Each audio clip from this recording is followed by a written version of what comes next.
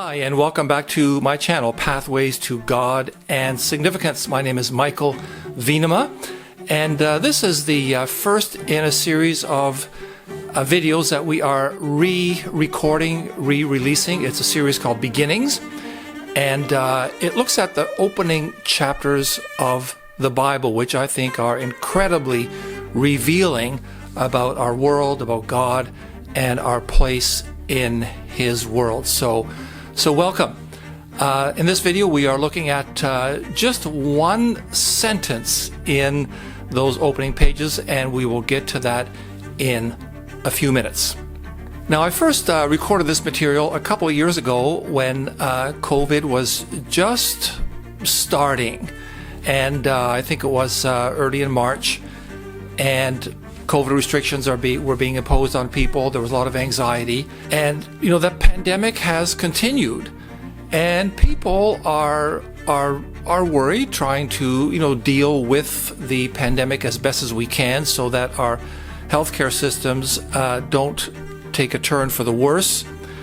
But people do worry, and some of the worry is about whether we are at the beginning of a new time when healthcare, travel, and many of the things that we love are threatened, and life could take a serious downturn for the long term. So that's one source of the worry that people have. Another source of the worry is that rights seem to be threatened by large media, government, the healthcare industry, and so forth. So a number of key important worries are at play during this pandemic time.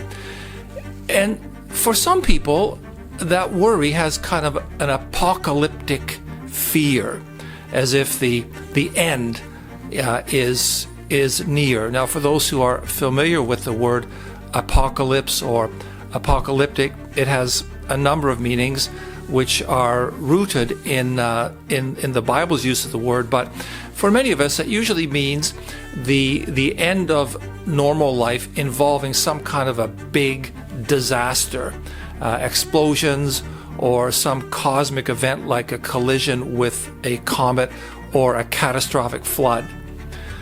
But maybe the apocalypse will be a slow extinction, some new disease, or the destruction of our rights, our economies, our civilization. So some of our fears have sort of apocalyptic overtones, fears that the end is near unless we're very careful. Well, I think for a lot of people who don't put much stock in God or faith or things like that, the end, of course, will come sooner or later. We'll all fade away. We'll cease to be part of the picture. The earth and the rest of the universe will carry on without us, and we might even wonder if there will actually be a picture if there is no one to see the picture. But that's a different kind of question, and not one that we can look at right now. And in any case, there is plenty of fear, and some of it is a fear that connects with the deeper parts of our psyche, our minds, who we are as persons. And I was wondering then how to try and to take a fresh look at all of this. And it struck me that it might be very useful to take a look at the very first sentence in the Bible. I think it is the most important sentence ever written, and therefore the title to this video. Before I say the sentence, a little bit of background. It comes from a time like ours when people were troubled by major events. That sentence comes from around 3,500 years ago, from a community of Jewish people, while they were slaves in Egypt. So hard times. At least that's how the Jewish people remembered that time, the time that the sentence was first formed. Ruthless times for the people. The Egyptian slave masters were killing infant boys of their slaves in an attempt to get some control over the population boom in the slave camps that threatened to go out of control. So the Jewish people, the Israelites, were experiencing a genocidal time when things did not look at all good. Also, there were the Egyptians. And this was a society that functioned, that believed in a number of gods. The rulers of Egypt, the pharaohs, believed that they were descendants of the gods and that therefore their will was supreme. As for anyone who objected, well, who are you to question the gods and their earthly offspring? So the rulers, therefore, were able to, we might say, do as they liked, which often meant to conquer the people of surrounding regions and enslave them. Now, I'm not completely faulting those rulers for allowing the myth to grow that they were descended from the gods. At any time, it's difficult to create an orderly society in which everyone is not at war with everyone else, and this is how they did it. They created a civilization with impressive military, agricultural, commercial, legal, industrial, and cultural achievements, and at the top of their hierarchy, giving order to all of this, was the ruling families descended from the gods. But those achievements that I just listed, they came at a very high cost, involving the brutality towards the conquered peoples and their enslavement. And yet, if a society is like Egypt, was not willing to take a hard line towards chaos and their enemies and so forth, how was it going to survive? Well, this question, how was the Egyptian civilization going to survive, I think is related to the fundamental question that the opening pages of the Bible try to address. And what is that question?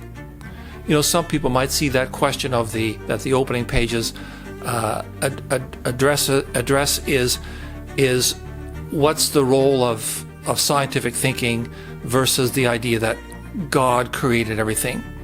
But I think that's the wrong approach to this text. I think the basic question is, how is civilization? How is society? How is a culture possible? The Egyptians had an answer. The gods, the hierarchy that gave order, the suppression of their enemies, their enslavement, and then a vast system that created all of the achievements of their society. So the Egyptians had a view of the world that answered that question. But I think for the Jewish people, the slaves, they are looking for a different answer.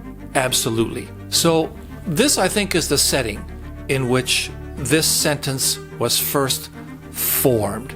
It's a kind of setting where the answer to that great question hangs in the balance. So how are these slave folks, these Jewish people, going to answer that question? As it turns out, the answer that they provide is one that begins with this sentence, and this sentence has continued to ring out through the millennia ever since. I call it the most important sentence ever written, and here it is. In the beginning, God created the heavens and the earth. It's short, so I'll say it again. In the beginning, God created the heavens and the earth. Now, I think for someone in those times, a Jewish person, hearing that sentence for the first time, how would he or she hear it? I think for that person, it proceeded out of the mouth of the speaker as a great proclamation, a magisterial statement, a majestic announcement that it's not the gods of Egypt who are in charge. I was listening to some commentary about some of the ancient societies earlier on today, and one of the comments I heard was that in some of those societies, the society was congested with gods and goddesses. Egypt was no different.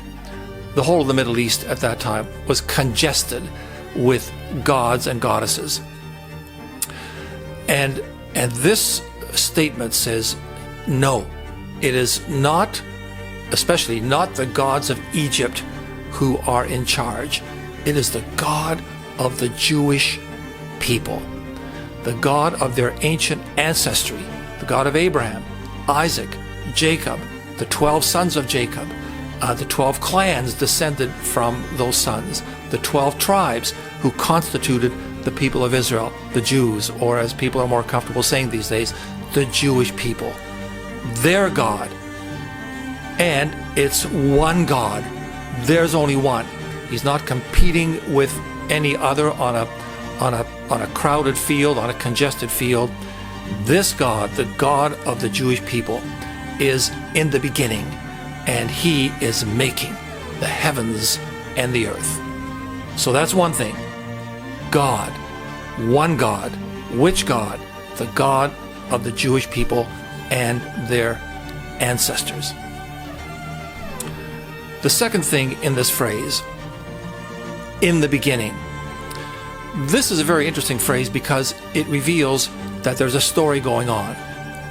There is time. Time. The story needs time in which to move. People who think about this like to say that God did not create the world in an empty space and in an empty time in which nothing existed in space and time. But people who think about these things like to say that God is the one who created time and space as just part of what the whole creation is like. And it's difficult for us to imagine all of this kind of thing, and I don't think it's all that useful to get bogged down in this difficulty. But the point is this: there is a beginning to the story. It has started. And as with all stories, after the beginning, other things will happen. It's going to go somewhere. What's going to happen? And where is it going to happen? So these are a couple of the questions that we will take care of in part 2, the next video, of the most important sentence ever written. Thanks very much for watching, and I'll see you next time. Thank you for watching. Please subscribe, hit the notification bell, like, share, and leave a comment. I'll see you next time.